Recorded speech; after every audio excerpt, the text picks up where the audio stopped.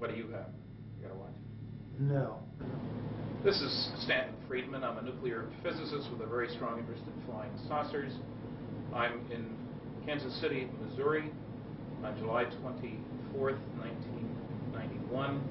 I'm here to do an interview with Gerald Anderson, a very important witness with regard to the recovery of a crashed flying saucer in New Mexico in July 1947. We have just had a visit with a polygraph examiner who says he has seen no evidence of deception. This is after spending several hours with myself and Gerald, mostly with Gerald. A full report will be forthcoming. So with that, we will talk to Gerald Anderson. Okay.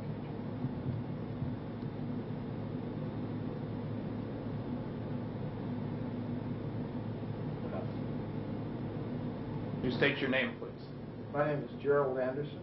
Where were you born and when? I was born October 4th, 1941, in Indianapolis, Indiana. Okay, and give me a summary of what happened in 1947 with regard to a crashed flying saucer in New Mexico. Well, we had just moved to Albuquerque, New Mexico on July 4th, 1947. This was approximately the day before we went out on the plains of San Augustine with my Uncle Ted, my cousin Victor, my father, my brother Glenn, and myself. We drove down to the plains of San Augustine, which is west of Socorro, New Mexico, in the Magdalena-Daddle area, and we were down there looking for banded and moss agate, which, according to my Uncle Ted and my cousin Victor, was prevalent in the area. My brother, being an amateur rock hound, and wanted to get some of this, and it was a way of showing us around the area. And they had relatives down in Magdalena that they wanted to introduce us to. And so we had gone down there, and we got down in the Horse Springs area and had driven off onto the plains down an old rutted road for a mile or so, and seemed like a long ways. We parked the car, got out of the car, and walked down the hillside. The semi-forested, I guess you could say. It had pinon trees and scrub oak and stuff like that on it. And we'd walked to, well, not scrub oak, but cedar, and walked down the hillside into an arroyo, a dry wash, and then walked south down a dry wash toward where the agates were supposed to be at. And as we came around a bend in the arroyo that had pinon and cedar trees growing on it, we were able to see farther ahead down the arroyo, and on the next ridge line there was a large silver disc-shaped object was embedded in the side of the ridge line, and there was debris and wreckage and stuff strewn about the area, but mainly this thing was intact. I would estimate its size from an adult perspective to be something like 35 feet in diameter.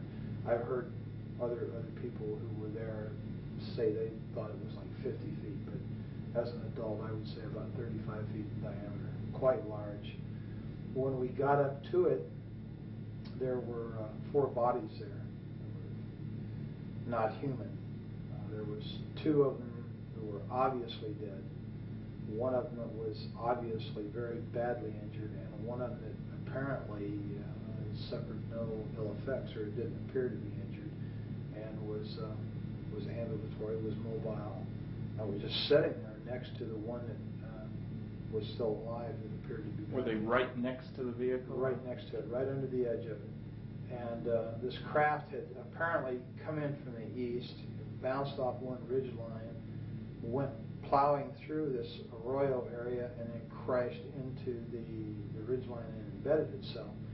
And they were sitting back under the edge. It was kind of tilted up like this, and they were sitting back under the edge here. And I'm assuming that this one creature that was all right had laid this material on the ground, but it looked like unrolled tinfoil that these other 3 creatures were laying on, like it was trying to, like you do a person in shock, you know, put them on a blanket, kind of a thing. And apparently it had some boxes there around it, and had apparently been trying to give first aid or help these other creatures when we first got there.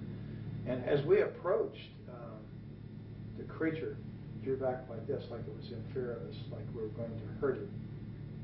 And it wasn't very long, trying to communicate with it. The adults were. It seemed to calm down and just sat there and kind of looked back and forth, watching them, apparently trying to figure out what was going on. Like, what did it look like a little bit more? These creatures, all of them were about 4 foot tall, 4.5 feet tall. They had very large heads that were shaped larger on the top, and they kind of tapered down. Not to a real sharp point, but just tapered down where they were thin. And they had very large, oval-shaped or almond-shaped, I guess you could say, black eyes they were so shiny they had almost a bluish tint to them when the light reflected off of them. Their skin coloration, I think the best way I could describe that is kind of a bluish tinted milky white. It looked like someone in shock. And the ones that were laying on the ground were really looked more that way, more blue, How about ears, nose, mouth? No, there was no visible ears on the creatures, except like if you was just to cover your ear like this, to where there was just a rise there and then a hole, without your earlobe and the rest of the ear there. How about nose? It was the nose was very small, almost imperceptible, and just like 2 holes straight in, and the lips were just a straight line. It was like a cut, and you couldn't see any visible lips like we have. It was just a slit, and what never color? made a sound. Pardon? What hair color? There was no hair. They were completely bald. And no sounds? I never heard a sound one, not out of any of the creatures, including the one that was. Did you see fingers? Yeah, they had fingers like this. They didn't have a little finger. They just had the thumb, had 3 extra digits, except the center digit was longer, and the other 2 were about the same size. They were very long and slender. They looked very delicate, and I've made the statement before, and I'll make it again. I think they would have made excellent violinists because of the structure of their hands.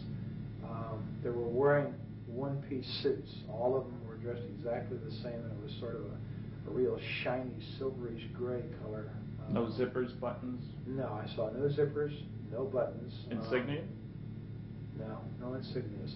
The only thing that was different, they all had this, but the only thing that was different from the silvery gray suit was that down like the seam like it was a seam on the shoulder, and around the collar it was trimmed in what appeared to be maroon, like cording.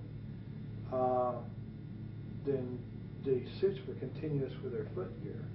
You could see right about this area down, it seemed to be less pliable than it was up here, like this was a stiffer area, like it was boots or shoes or something. But they were all dressed exactly the same. Okay, so you and your family are talking back and forth, wondering what was going on. What did your family say? I mean, did they say anything? Yeah, my brother, one of the first remarks I heard made was, that's a goddamn spaceship. There was bodies up there, and I was told not to go up there, which I did. And how old was your brother at the time? He was in his early 20s, I think 20, 21, something like that. He was a lot older than you were. Oh yes, considerably. When we got up there, I kind of meandered off to one side. This thing was cocked up, and I was standing here. The bodies were here, and everybody else was kind of down here, except my cousin Victor was over here playing and looking in this gaping hole on the side of this disc, and it's shaped just like a discus, except for a round dome was up on top, and there was this big gaping gash in here where you could see inside, and it looked like a double hall. How big length? The dome? The gash. Well, it covered the greater majority from the center of the craft out. It was just like a gaping hole in there. And I'm thinking, it's like about 30 feet, 35 feet in diameter, so we're talking about 17 feet maybe.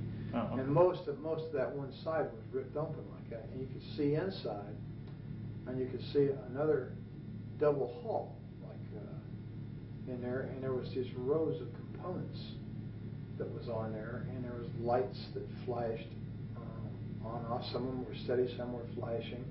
There was a lot of debris and stuff hanging out of the hole.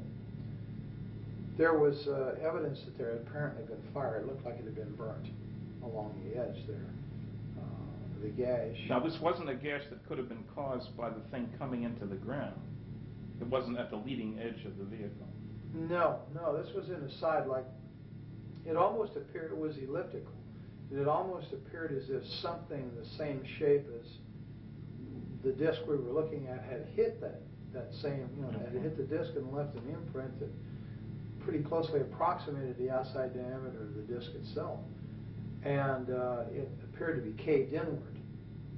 Okay. And kind of like, you'd hit it like this and just crumpled and caved in and ripped it open. Okay, so you're there, you take all this and everybody's mystified. What were the circumstances outside? Hot, cold? Very, very hot. Well, to me, being the first time in New Mexico and coming from back east, that dry heat was just like being inside of an oven. It was unbelievable to me. And that was the odd part about this thing. The closer you got to it, the cooler it was. And standing under it in the shade there, next to these creatures' bodies, it was like refrigerated air conditioning. And did you feel air coming out of this thing? Or no, it was just like it was ambient. And I remember reaching up and putting my hand on the side of it, and I think I was afraid it was going to hit my head because there was enough room for me as a small child, I was approximately the same size as these creatures to walk up under there and stand in it, but I kind of did like that, put my hand up against this thing. What did it feel like? It was ice cold. It felt like it just came out of a freezer. Was it smooth? Was it rough? It was very smooth. It had a very smooth texture to it. It was obviously made out of metal. It was very solid, and it was very cold, ice cold. And there was a smell in the area. It smelled volatile, acrid, like acetone. And that seemed to be coming out of that gash, that smell. But the closer you got to this thing, the cooler it was. So I kind of remained there, and I guess that while they were over here, my father and my Uncle Ted and my brother, and Uncle Ted was trying to talk to this thing in Spanish, and of course it didn't understand a word he said. And Dad tried to talk to it, and then they tried, sign language, and that didn't work. And I don't know, for some reason, I reached down and touched it, this one that was laying next to me. And when I touched it, I realized, I jumped back. It scared me, it startled me, because I suddenly realized that these weren't dolls. I thought they were plastic dolls. And I was still in my mind that these are moving dolls. Until I touched it, and I realized, this was a dead thing.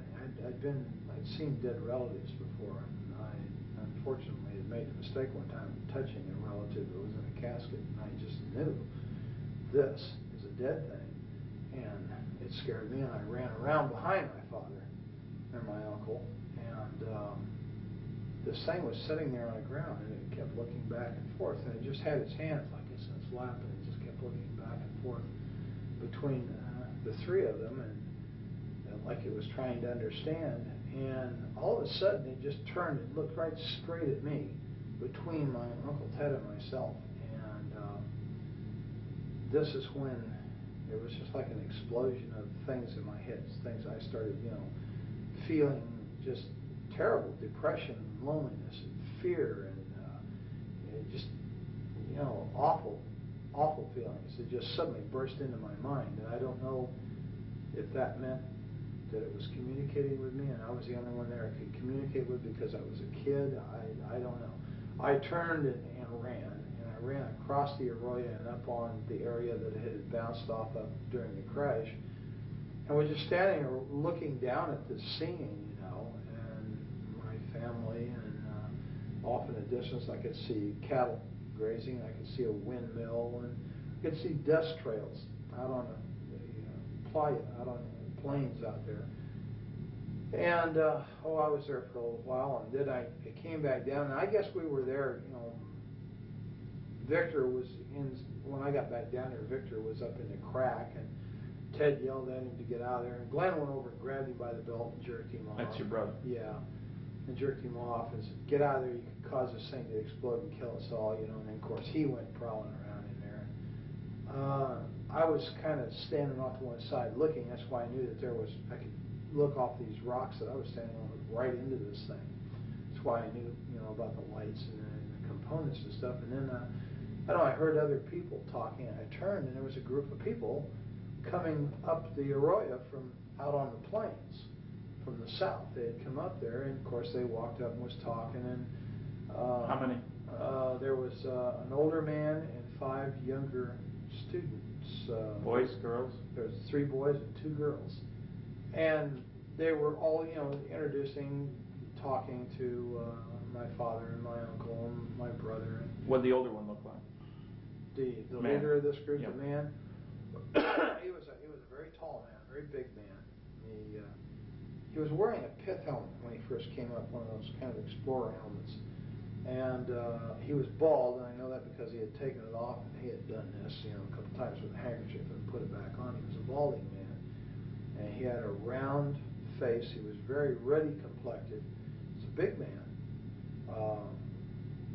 and he apparently was a doctor because they kept calling him doctor. And as I understand it, was an archaeological group that was out there on some kind of summer thing, and they talked, and he apparently was able to speak several foreign languages, and he tried to talk to this creature several times in different languages, again to no avail. How did he happen to be there? Had he seen the thing? Well, they claimed that they said they saw this thing come down the night before, flaming, and they thought it was a meteorite. And they had talked about, well, in the morning, we'll go over there and see this, where this meteor came down, because that's what they thought it was. And when the sun came up the next morning, and they got about their business and got up, and somebody looked over and said, they saw all the shiny metal and stuff across the plains there, and they realized it wasn't a meteorite, it may have been an airplane, and that crashed. So they all decided to go over there and see if there was anybody who was alive, that was hurt, that needed help. They had driven over? No, they walked over, apparently, the way I understand it. And it's quite a ways across that plain, so it had to take a very long time to do this. Or they may have had a vehicle, I don't know. That's an assumption, I think, on my part. They walked. Okay, so they're around with but their they family. came across the plains nonetheless. I'm not sure if they drove or not. I didn't hear any cars. And then somebody else showed up. Yeah, they were down there just 15, maybe 20 minutes tops, and they were picking up things, some of the students, and this Dr. Buskirk, that they called him, this one girl went up and said, "Look, doctor, wouldn't this make a beautiful ring?" And she was holding what looked like a red rod, or a red tube of some kind. It was kind of a silvery red, and he kind of snapped at her, "Put that down, Agnes. You don't know what that is. I think it hurts you. Just don't pick this stuff up." And she kind of said, "Well, yeah, okay, doctor." And then he went back to what he was doing, and she walked away and put it in her pocket.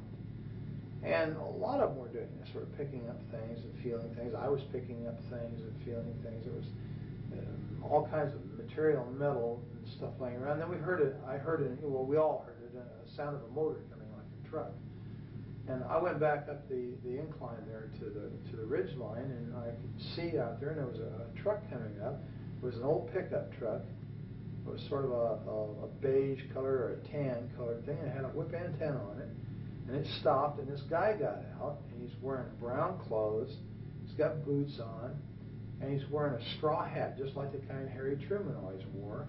And he had wire-rimmed glasses. He was a big man, and he looked exactly like Harry Truman to me. And I'd seen in the movie-tone news that he was president then. Yeah, I was well aware who Harry Truman was, so everybody was. He was kind of a hero, And this guy looked like him, except bigger. And I don't think he didn't look as old either. His hair was kind of light gray, and he walked over there, and they got to talking, with everybody, and he told them that he worked out on the plains out there, and that he made maps, and that he had seen the wreckage from out there on the plains, and he saw the people, and he thought it was a plane wreck, and just something was going on. And he came over there to see. And he hadn't been there but just a very, very few minutes when we heard all kinds of motors and engines straining and stuff. And here comes a military car with a big white star on the side of it, followed by a 6x, which is a military truck with a kind of a canvas wagon type canvas thing over it, and it's full of soldiers. They've got guns, and right behind that was what we call a 4x, which is like a medium-sized Jeep truck situation, and it had two big high whip antennas, all kinds of radio gear in the back, and a guy back there with earphones and stuff on, and he's, you know, working these radios, and they all pulled up and stopped. And which direction did they come from? They came from the north, from the Horse Springs area, right? So they could have come off the highway there. Oh yeah, I'm sure that's exactly how they got there. They come off the highway the same way we did.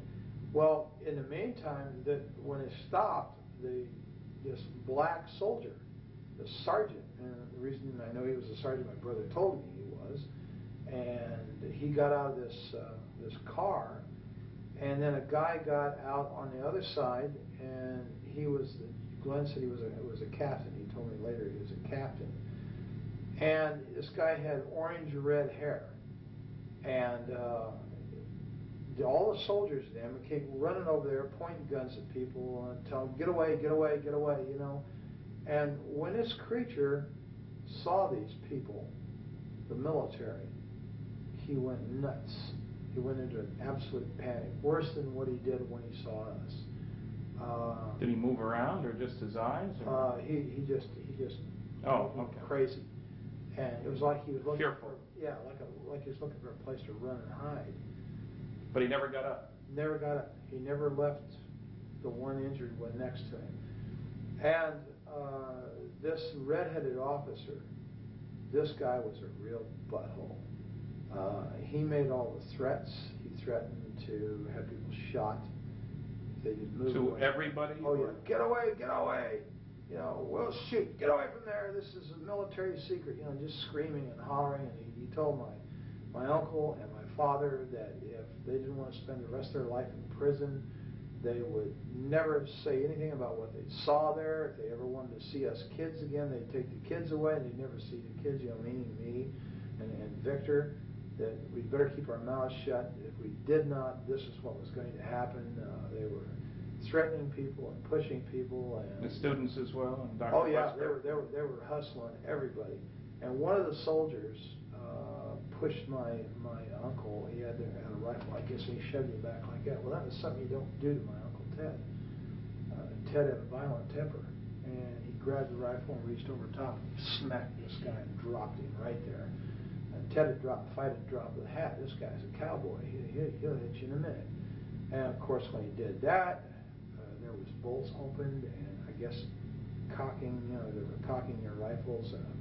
They were pointing guns at people, and everybody, Busker and Glenn and Dad, grabbed him, you know, pulled him back and got him away. Don't, man, they're going to shoot. Don't do that, you know, trying to stop this. And I think we came very close to having someone shot.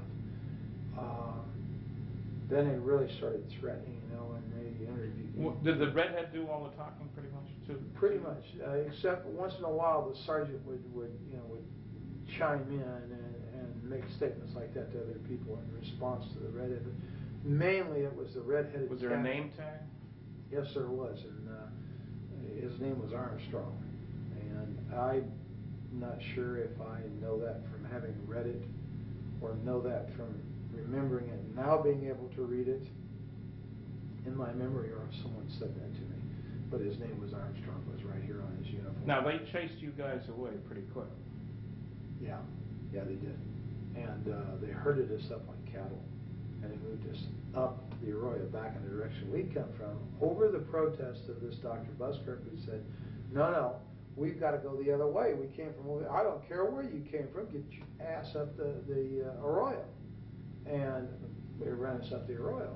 And so you get to your car then? Right. Now, they take us up the Arroyo, and just below the hill that we came down, they broke us off and moved us up the hill. Now, this whole time, no one has ever frisked us down. No one has ever checked our pockets to see if we picked up any of this material. And this girl, Agnes, still has that stuff in her pocket, and some of the other students had stuff. To my knowledge, up to that point, they had not been searched. Whether they did so afterward, I don't know. They never searched us, ever. They run us back up the hill, and when we got to where the car was parked, where Dad had parked the car up there, there's a Jeep with a guy sitting in the back, and there's a mounted machine gun in the back of this Jeep, and all these soldiers. The Jeep pulls out. We're told to get in the car. We follow the Jeep, and the soldiers go with us all the way back out to the highway.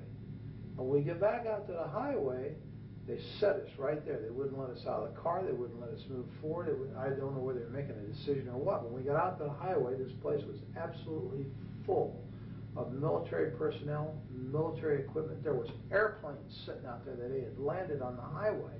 Did you see any airplanes when you were back at the site? Yeah, there was airplanes in the sky, but nobody thought much about it. You know, I didn't think anything about it. I was used to airplanes being in the sky, having, you know, been raised in Indianapolis, Indiana, the home of the Nordum bomb site. You know, the sky was always full of military aircraft. I never thought nothing about it. And when we get back onto the highway, there's observation aircraft, you know, high-winged aircraft, and there's one, what I know now to be a C-47 sitting there, and how we didn't hear that land's beyond me. And how he landed, well, of course, I guess you could land if you're a good pilot out there, because there was no telephone poles or anything. And it was, they had tore the fence down on the north side of that highway, and all this equipment was setting back up there, and that plane was up there, and they were taking stuff out of the plane.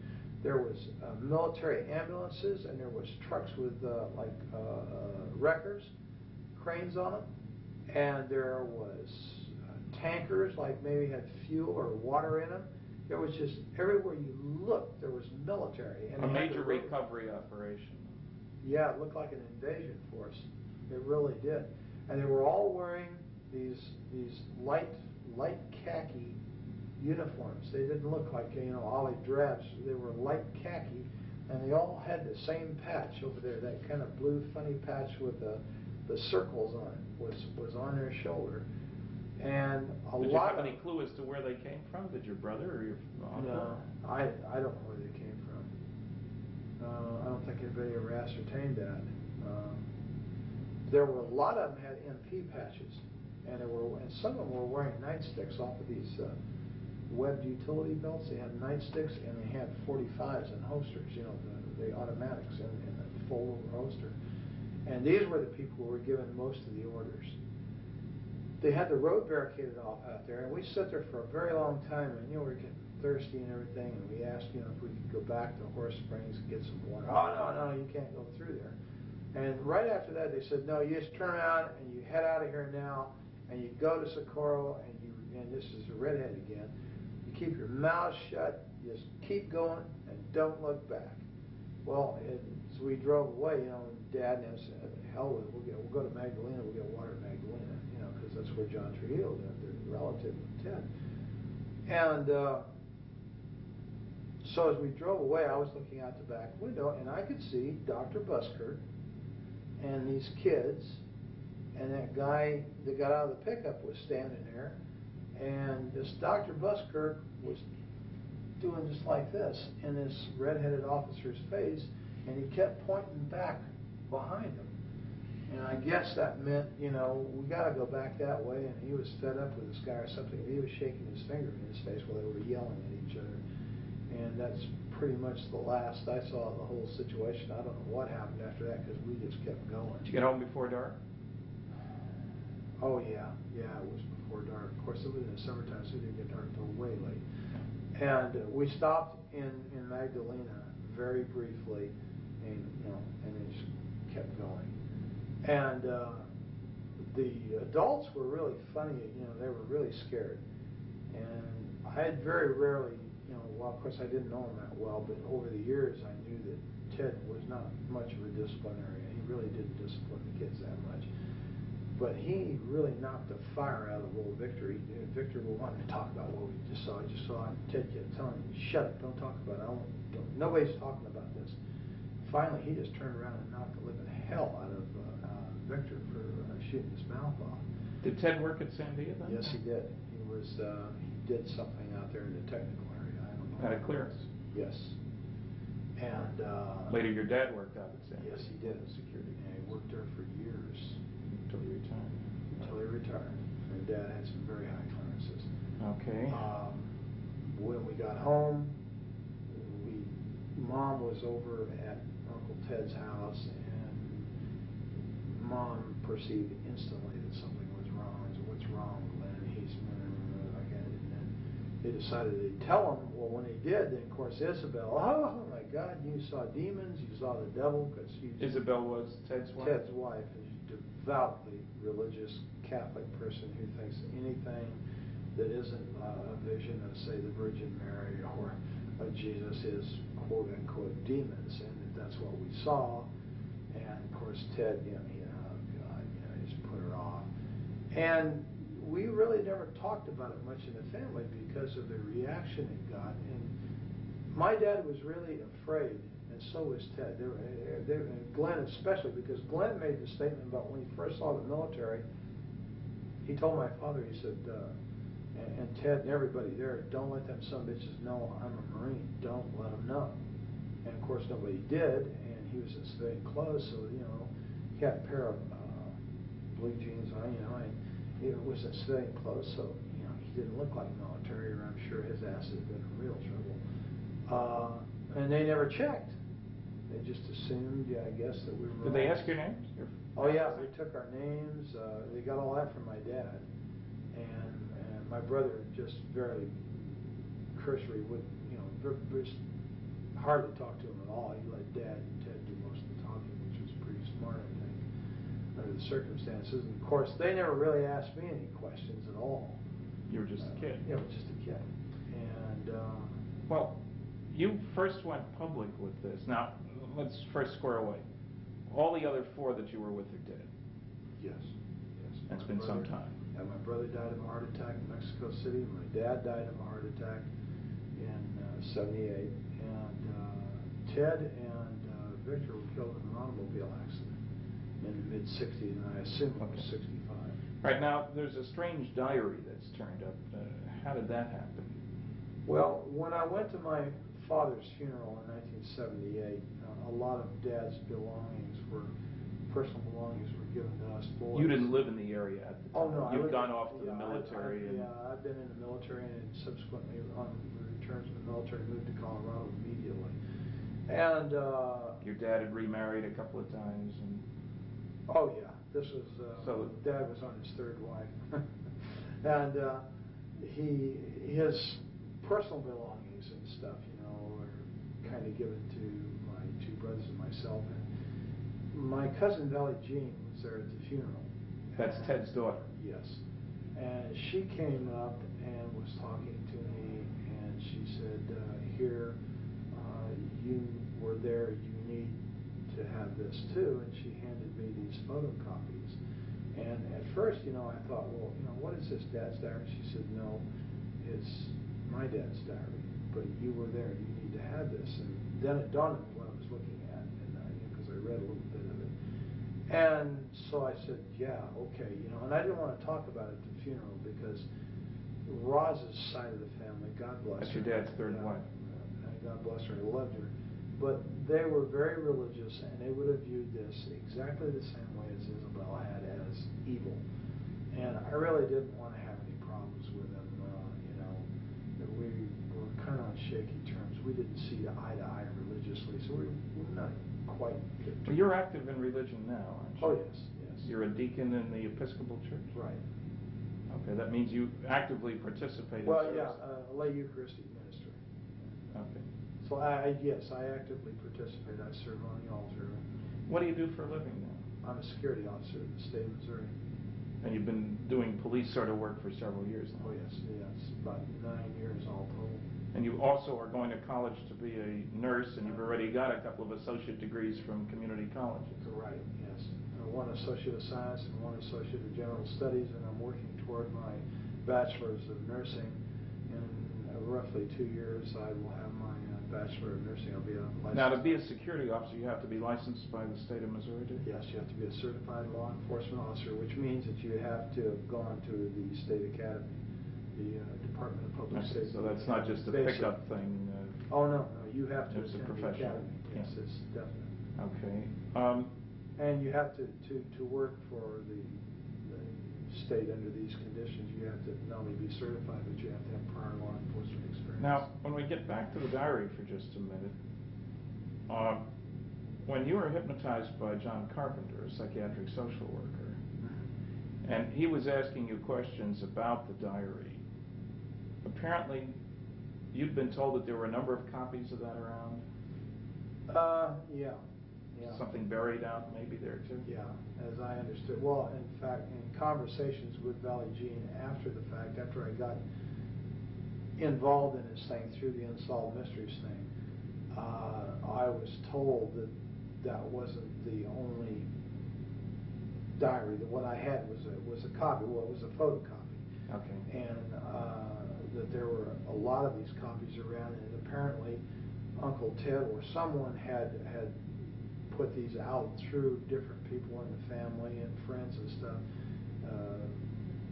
for reasons, I don't know, to keep them from getting lost or something like that. Okay, now when I asked you for the original, you contacted who? Well, yeah, Valley Jean. That was Valley Jean, okay. Right. She was in a convent. Right. And she was reluctant to do anything. You had to call a number of times, as I recall. That's correct. And you talked to the bishop? Somebody talked to him. Yeah, I talked to a bishop. And he convinced her to send the stuff to me? Yes, apparently. Okay, because I got it directly from Colorado with a cover letter that strongly indicated that she didn't want any more to do with this. That was part of the agreement. But that she considered this the work of the devil, or words to that effect anyway. Yeah, I think she's of the same opinion that her mother was. Okay, It so... was the work of the devil. And you see, all I ever had of this was the photographic copies that I had showed you originally. And as I understand it, you received the original. I received the original from which those had been right. made. They were partly burnt. She mentioned she had intended to burn them, but because of your persistence and with the agreement that I never contact her, she would send them to me. And as you know, when I had forensic analysis done, it showed that the ink dated from the early 70s. The paper could have been available in 47. So it was clearly not an original. But it was also done before there was any publicity about this case anywhere, because I know I was the first one to get involved. Exactly. Now, as you know, we have discovered, not I, but you had identi-sketches done by a police artist of the various people involved in this. Right. And as you know, there is a picture, several pictures that seem to indicate that Dr. Buskirk was Dr. Winfred Buskirk, who had received his PhD at the University of New Mexico.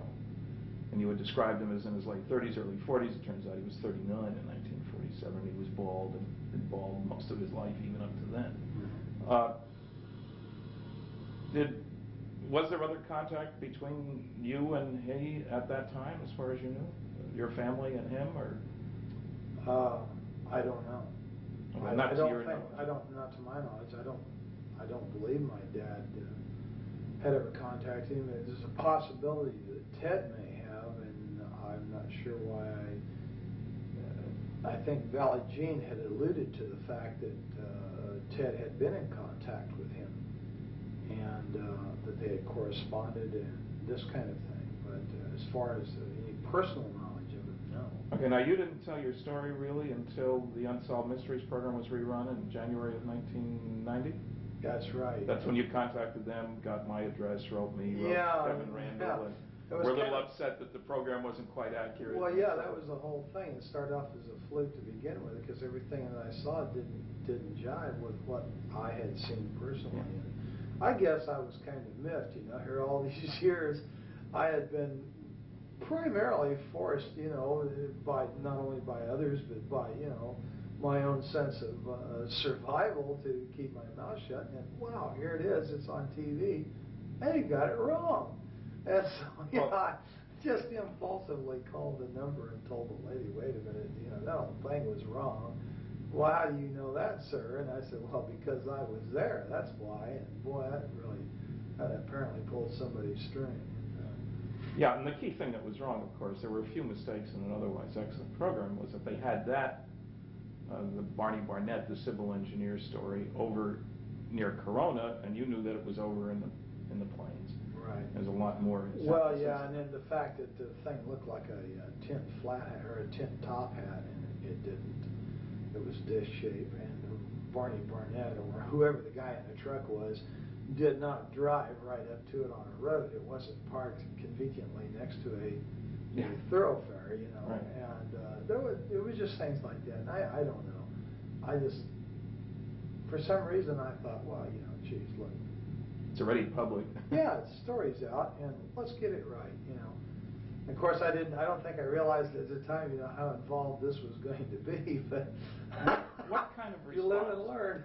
Now, I got you together with John Carpenter, the psychiatric social worker, and you guys had several sessions, and then we flew out to the site. You're reasonably convinced now that the second time around out there, we did find the exact location. Yeah, the first time in, you know, it was like 43 years. And we're in a helicopter, which you never... Yeah, I was in the air this time, and the last time I was on the ground. And so, you know, the landmarks were a little confusing. I was positive I was in the right place.